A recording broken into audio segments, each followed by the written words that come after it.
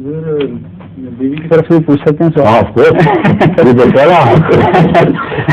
ہاں foreign affairs پر بھی home affairs کا قبضہ ہے.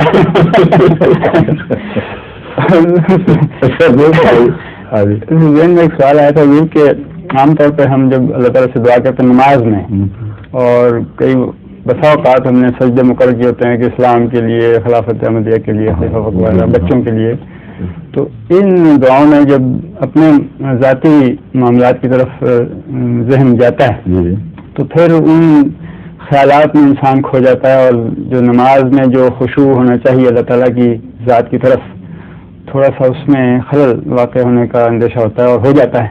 تو یہ اس سے کیسے بچا جائے؟ کوشش تاکہ دونوں کام ہو جائیں. یہ بھی بس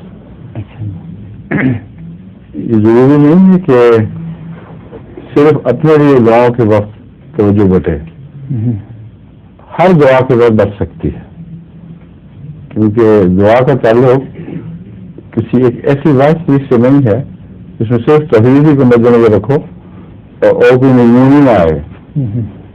جب بھی مضمون آئے گا، چاہے وہ کیسا ہی نیک اور پاکیزہ مضمون ہو، خیالات کے منتشر ہونے کا خطرہ باقی رہتا ہے.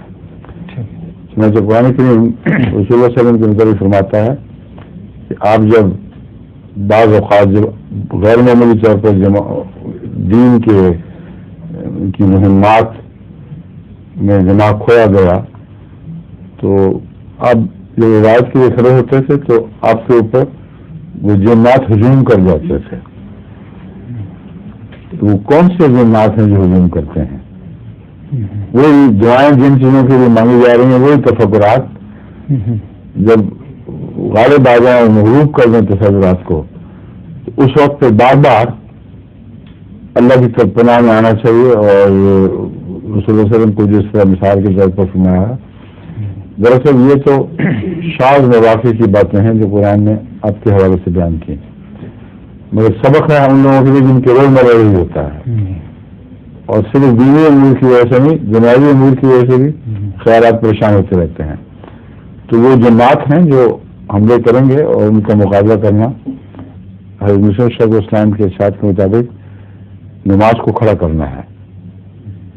بس نماز کو قائم کرو کا جو بار بار کا ذکر ہے اسی مضمون کو ظاہر کر رہا ہے. ٹھیک ہے. ظہور مہدی آخر زمان ہے،